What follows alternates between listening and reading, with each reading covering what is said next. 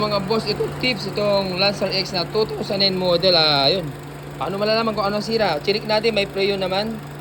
So, ano to boss? Anong problema nito? Minsan, lumalamig tapos nawawala. Bigla nawawala daw. Yung chinik natin, puno yung preo yun mga boss. Yan, naka-on yung AC, okay naman. Okay naman yung blower. So, ano ang sira pag ganito? Pag ganito mga boss, yan, subukan muna natin i-check yung relay. Ito. Saan makikita ang relay ng compressor? So dito lang, buksan natin to. Yan. Pagbukas, ayun o. So ito. Yan. Pagipatay muna boss. Pagipatay mo muna para paano natin. So ito. So ito yun. Dito yung relay niya. Okay, pinatay niya, di ba? Paano natin ito relay. Yan, dahan-dahan lang pag ano nito mga boss. Yan, tinanggal natin. Yan, di ba? Check natin, testing.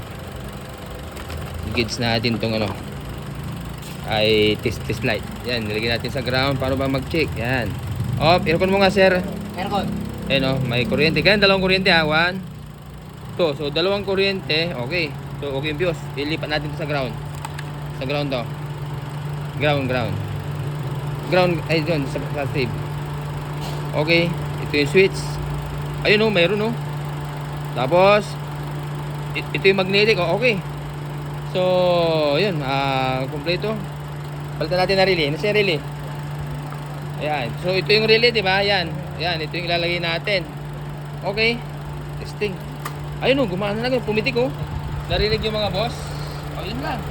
So, ito ang salarin. Alright. Ayun, gumana na siya, Pagipatay aircon, sir. Ayun, aircon.